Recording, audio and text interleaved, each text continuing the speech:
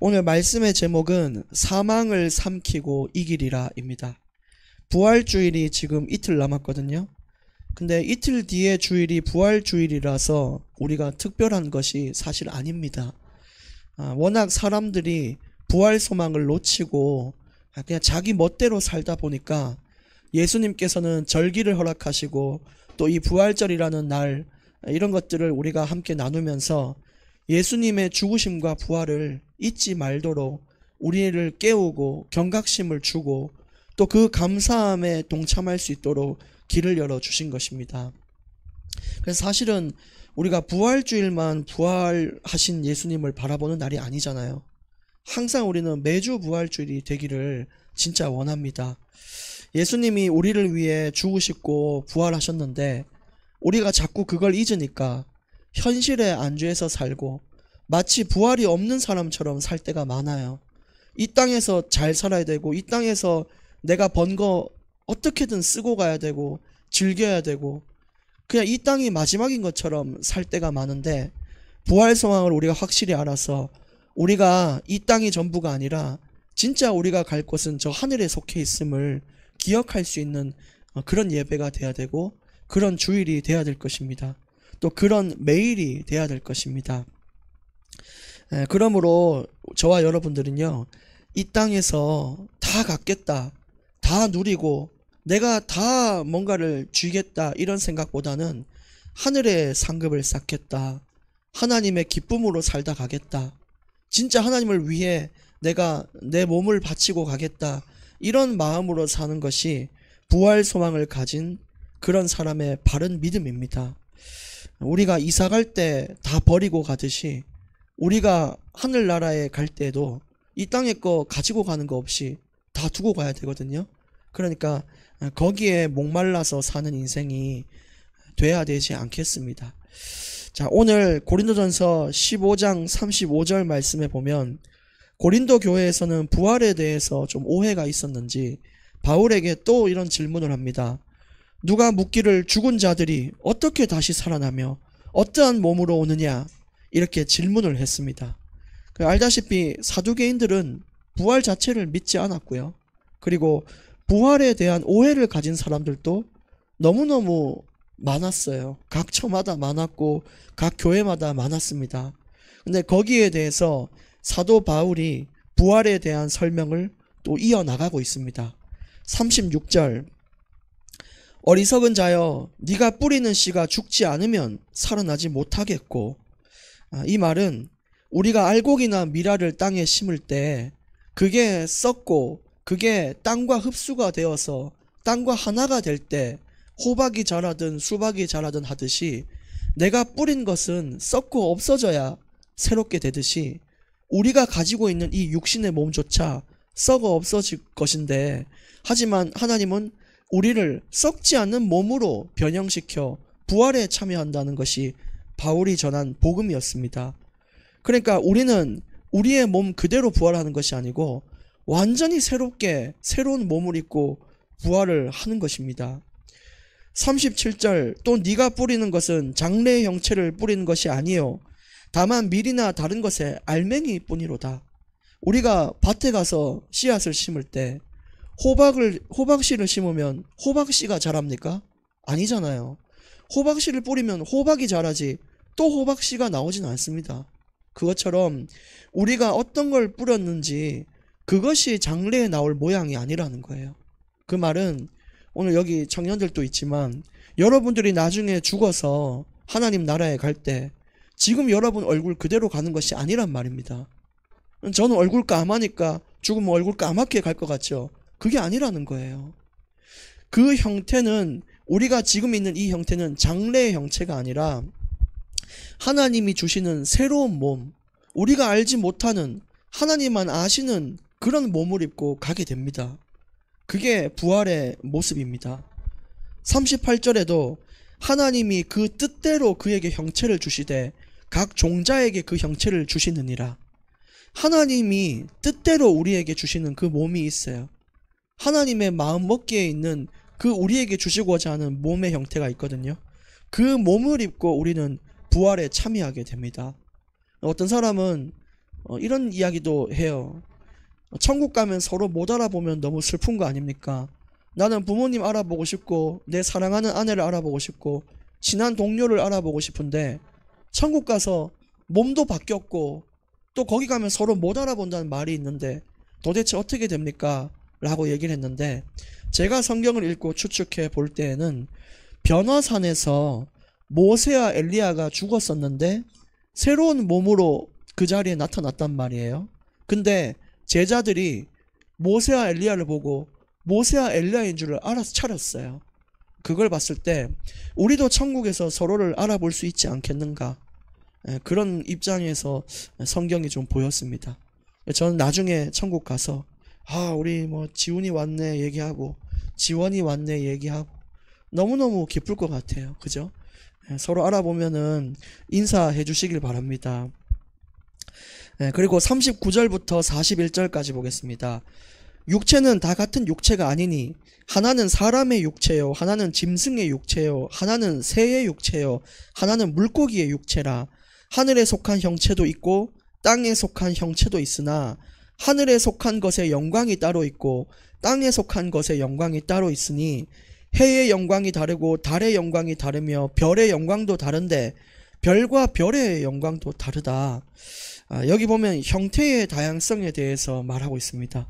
그러니까 어떤 형태든지 각 다양한 형태별로 하나님의 그 뜻대로 우리가 받는 변화된 몸을 입고 주님의 품에 가게 됩니다.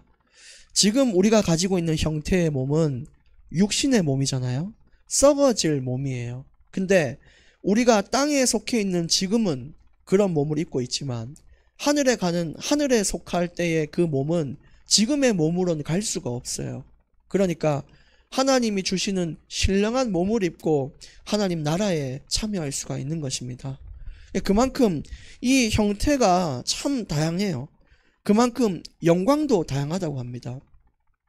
해와 달이 똑같이 빛을 내는 그런 하나님 만드신 거지만 그 영광이 다르다라고 얘기한 만큼 우리도 영광이 달라요. 그러니까 다 같이 천국에 가도 가지고 있는 영광이 다 다르다는 거예요.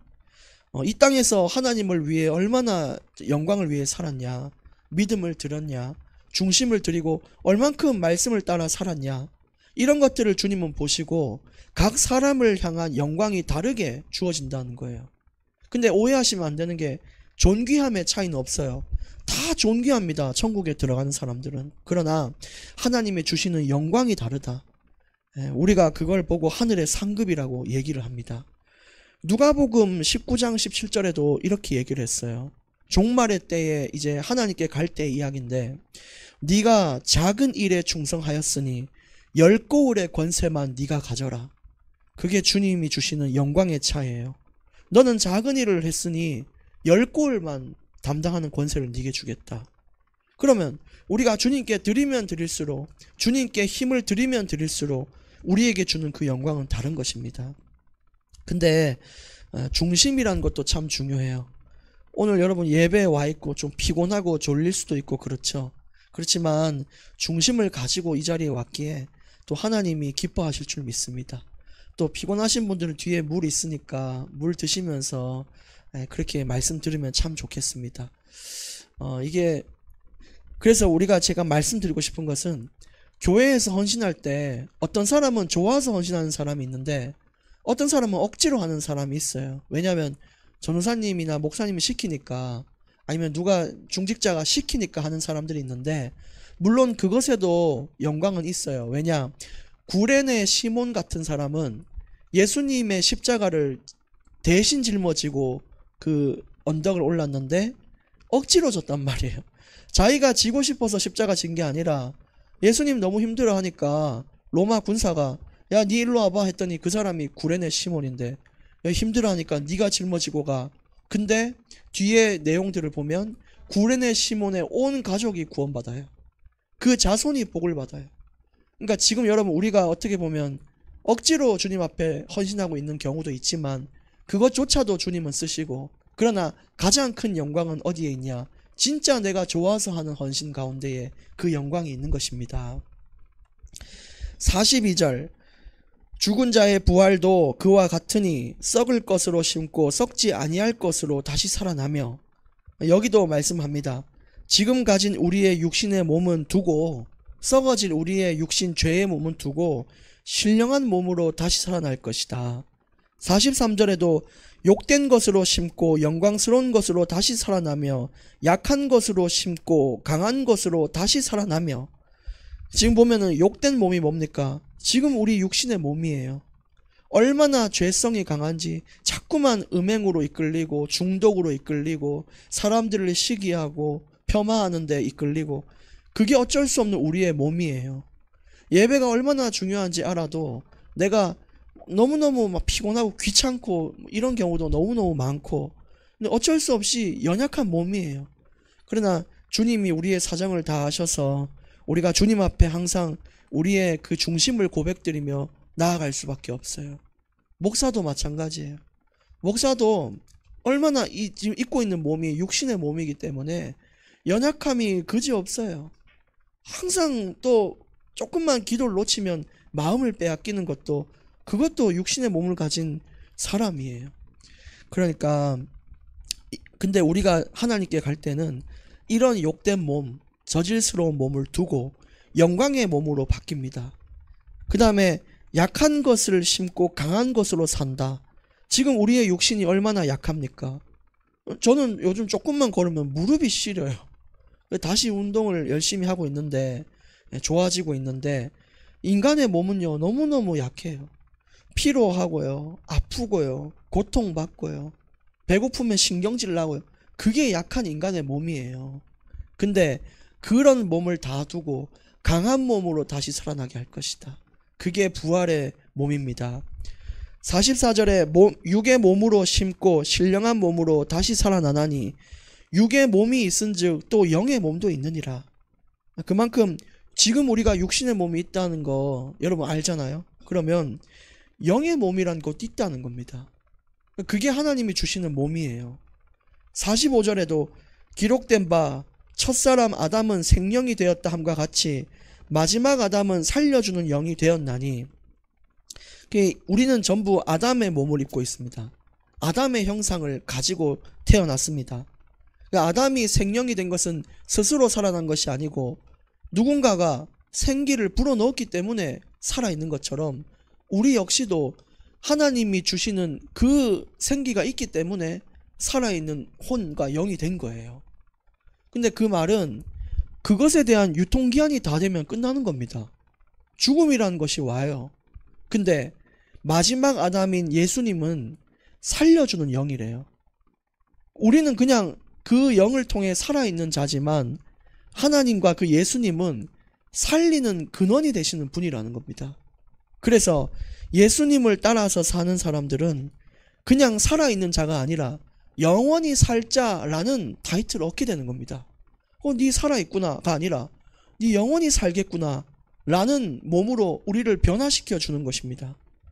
46절에 그러나 먼저는 신령한 사람이 아니요 육의 사람이요 그 다음에 신령한 사람이니라.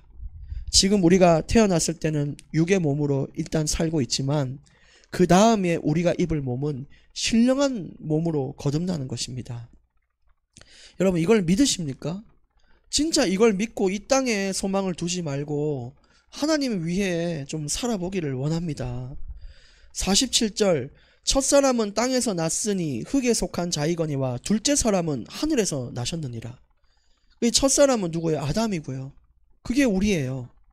우리는 흙으로 빚어진 존재예요. 그러면 죽으면 흙으로 돌아가요. 흙으로 빚어져서 흙으로 돌아가는 그냥 썩어질 몸이지만 둘째 사람이신 이 예수 그리스도는 하늘에 속한 분이에요.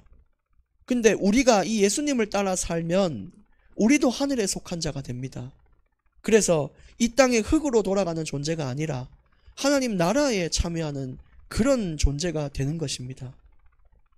48절에 무릇 흙에 속한 자들은 저 흙에 속한 자와 같고 무릇 하늘에 속한 자들은 저 하늘에 속한 이와 같으니 우리가 흙에 속한 자의 형상을 입은 것 같이 또한 하늘에 속한 이의 형상을 입으리라. 흙에 속한 자들은 여러분 썩잖아요. 근데 모든 인간은 그런 존재예요. 그러나 하늘에 속한 자, 그 하나님의 영을 받은 자와 하나님에 속한 그 자들은 썩지 않는 신령한 몸을 입게 됩니다. 지금 우리는 흙에 속한 썩은 몸을 입고 있지만 부활할 때에 하나님의 형상을 입게 됩니다. 그리스도의 옷을 입고 썩지 않는 그런 영광에 참여하게 되는 것이 우리입니다. 50절 보겠습니다. 형제들아, 내가 이것을 말하노니 혈과 육은 하나님 나라를 이어받을 수 없고 또한 썩는 것은 썩지 아니하는 것을 유업으로 받지 못하느니라. 결국 죄 많고 약한 지금의 몸으로서는 천국에 들어갈 수 없다는 것입니다. 하나님 주시는 유업을 얻지 못합니다. 우리의 몸으로는. 그래서 하나님은 하늘나라에 맞는 합당한 영광의 몸을 우리에게 주시고자 하시는 것입니다.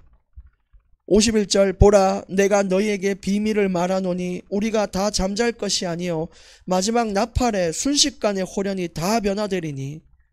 이 사도 바울과 그때 초대교회 성도들은 자기들이 살아있을 때 재림이 올 거라고 생각을 했어요.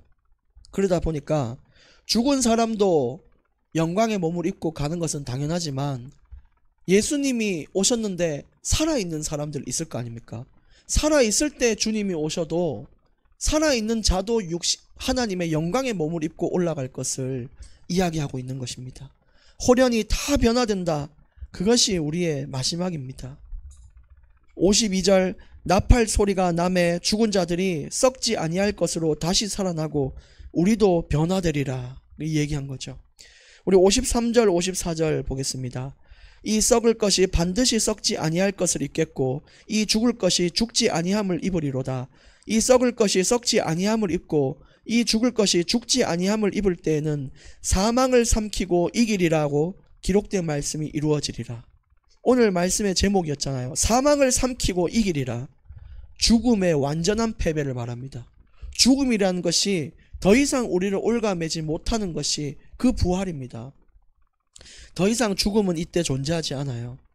여러분, 하나님과 인간이 멀어졌을 때 인간이 받은 제일 큰 고통 중 하나가 죽음이었습니다.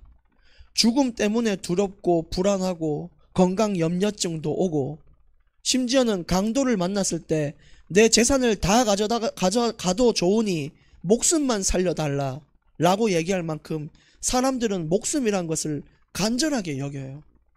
근데 아니던데요. 저기 스스로 생을 마감한 사람들은 사는 게 싫어서 죽은 거 아닙니까? 그렇지 않습니다. 그렇다고 해서 죽음이 좋냐? 아니에요. 오죽하면 피할 곳이 없어서 선택한 것이 죽음이지 죽음이 좋아서 죽은 것이 아닙니다. 그리고 그 이후에 얼마나 고통받습니까? 근데 이런 우리 연약한 인생, 사망의 메인 인생을 하나님이 우리를 예수 그리스도를 말미암아 살리셨다는 거예요. 살리셨다고. 놀라운 일이에요. 55절에도 사망아 너의 승리가 어디 있느냐? 사망아 네가 쏘는 것이 어디 있느냐? 지금 보니까 사람들을 올가매던 죄성, 타락, 죽음, 고통, 그것이 예수 그리스도의 생명을 받음으로써 완전히 멸절됐어요. 네가 할 수 있는 것이 뭐가 있느냐? 예수의 생명을 가진 자에게 네가 할 수 있는 것이 뭐가 있냐? 이야기하는 거예요. 생명의 성령의 법이 죄와 사망의 법에서 너를 해방하였음이니라. 더 이상 죽음에 올가매지 못하는 그런 인생을 살도록 만들어주신 분이 예수 그리스도십니다. 그분을 기념하고 그분을 감사함을 드린 예배가 바로 이틀 뒤에 예배라는 것입니다. 56절 사망이 쏘는 것은 죄요 죄의 권능은 율법이라. 아니 율법은 좋은 건데 왜 사망이 쏜다고 합니까? 여러분, 이 율법이란 건요 죄를 드러내는 도구예요.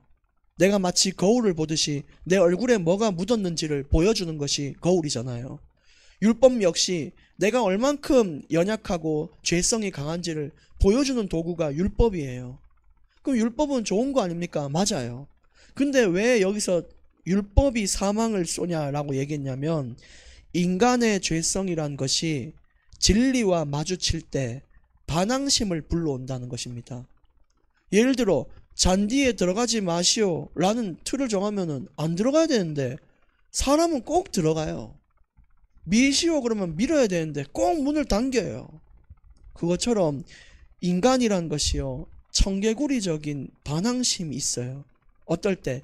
진리를 만날 때. 어떤 나는 나중에 청소하려고 그랬는데 누가 니 지금 청소 안 하고 뭐하냐 그러면 또 하기 싫어. 나 하려고 그랬는데 하기 싫다니까 누가 얘기하면은 그런 거예요. 그래서 이 율법이라는 것이 큰 반항심을 불러온다. 거기로부터 나온 것이 사망이다. 결국은 죄를 강조하는 것입니다.